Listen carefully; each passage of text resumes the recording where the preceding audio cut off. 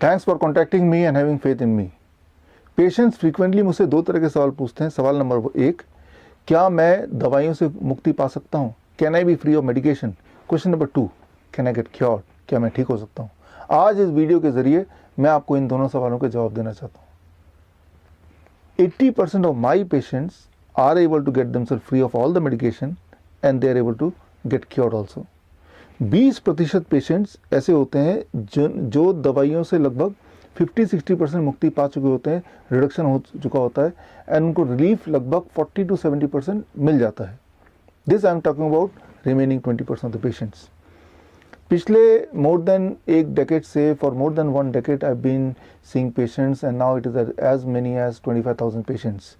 इनमें ज़्यादातर patient diabetes के या उससे जुड़ी हुई बीमारियां जैसे heart disease, high blood pressure के हैं and of course substantial number of patients are also of suffering from cancer and thyroid, bone disease, digestive disorder.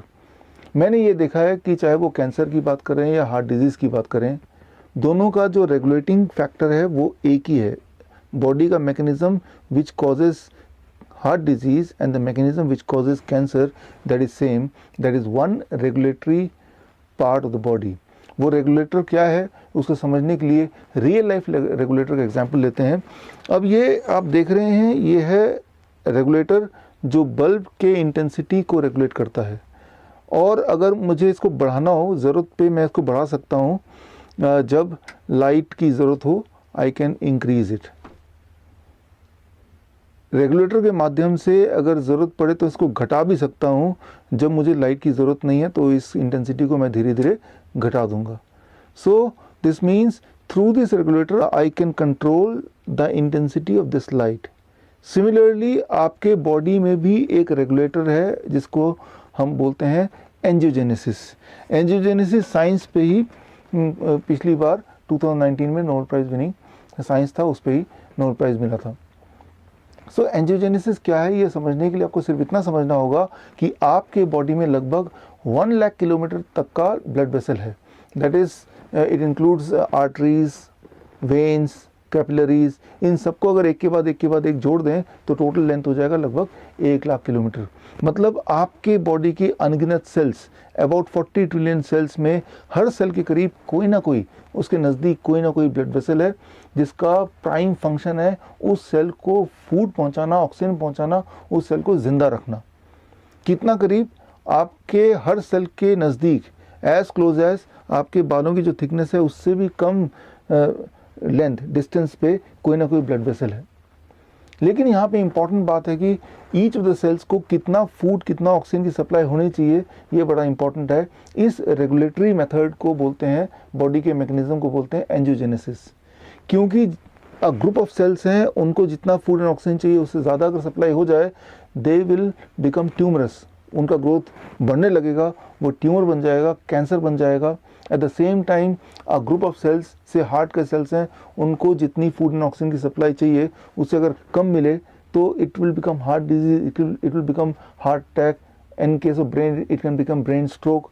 So the supply of food and oxygen अगर वो बढ़ता है, ज़रूरत से ज़्यादा होता है तो भी वो बीमारी बन जाती है, ज़रूरत से कम होता है तो भी बीमारी बन जाती है। ज़रूरत से ज़्यादा होगा तो it can become cancer, it can become obesity, it can even become blindness.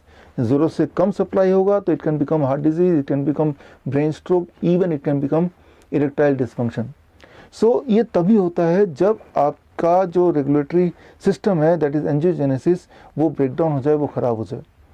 जब वो ख़राब होगा तो आपकी बॉडी की स्थिति क्या है, वो ओवर सप्लाई की सिचुएशन में है या अंडर सप्लाई की सिचुएशन में है, वो बॉडी के किस अंग में ज़्यादा सप्लाई हो रहा है, किस अंग में कम सप्लाई हो रहा है, किस ग्रुप ऑफ सेल्स में, उस पर निर्धारित होता है कि आप कौन सी बीमारी आपको अट्रैक्ट करते हैं। ऐसे में आप क्या करते हैं, आप डॉक्टर के पास जाते हैं, आप दवाइयाँ लेते हैं। याद रखिए, दवाइयाँ कभी भी बॉडी के रेगुलेटर को ठीक नहीं करती है। दवाई एक मास्क की तरह काम करती है, वो हाइड कर, सिम्टम को हाइड करने का काम करती है, जिससे शुरू में आपको थोड़ा रिलीफ मिलता है, but at the cost of making you even more sick. So the medicine can not be an answer to heal you. तो ऐसे में क्या करना होगा? आंसर इज़ वेरी सिंपल, आपको बॉडी के इस रेगुलेटर को रिपेयर करना होगा, ठीक करना होगा। कैसे ठीक करें वो तभी कर सकते हैं जब आप इस एंजियोजेनेटिक मैकेनिज्म को थोड़ा और गहराई में अंडरस्टैंड करें, समझें। 2019 के अलावा 2004, 1938 एंड 1931 में भी इस साइंस से जुड़े हुए उपलब्धियों को नोबेल प्राइज़ मिल चुका है।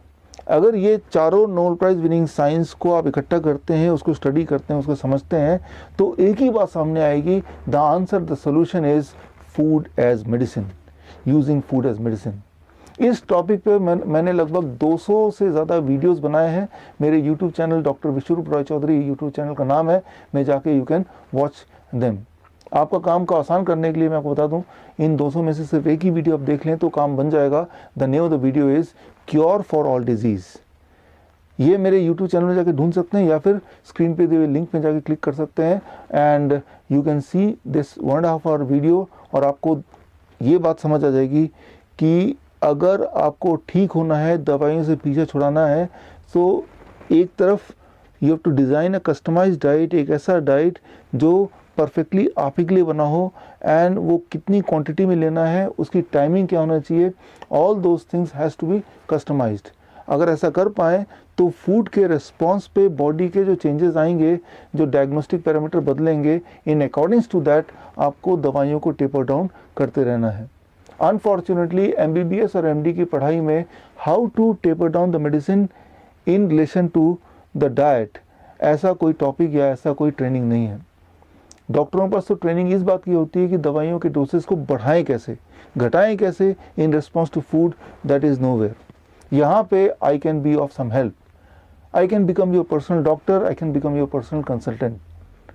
आप चाहे तो मैं आपके लिए कस्टमाइज डाइट बना कर दे सकता हूँ, a kind of diet which can be just suitable for you. उसके लिए सिर्फ आपको लेना है 3 स्टेप।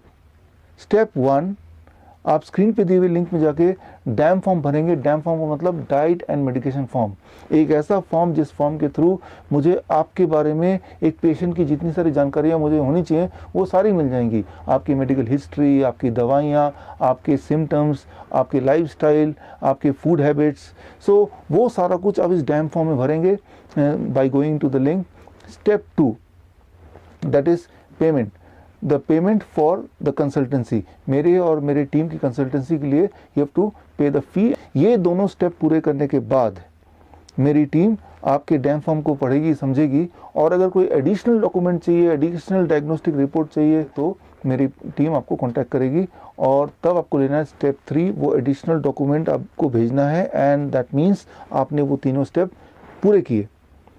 अब मेरे पास आपसे जुड़े हुए सारे इन्फॉर्मेशन है, इन सारे इन्फॉर्मेशन को समझ के I will create a customised diet plan for you, and also I will create a guidance for you कि फूड एक्सपेक्टेडली किस तरह से आपकी बॉडी में प्रभाव करेगा, और उसके एवज पे आपको कैसे कैसे दवाइयों को मैनेज करना है। इस पूरे प्रोसेस को बोलते हैं वर्चुअल OPD। मतलब बहुत साफ, आप अपने घर पे बैठ के डैम फॉर्म भरते हैं, अपने मेडिकल कंडीशन को उसमें डालते हैं, और वो सारा कुछ पढ़ के, आपके मेडिकल हिस्ट्री को समझ के आपके लिए मैं कस्टमाइज्ड डाइट प्लान डिज़ाइन करता हूँ, और ऑडियो के माध्यम से, एक पर्सनल ऑडियो रिकॉर्डिंग के माध्यम से आपको वो सारा कुछ ट्रांसफ़र करता हूँ through internet. So I hope that one day you'll be cured like my other patients. All the best. Thank you.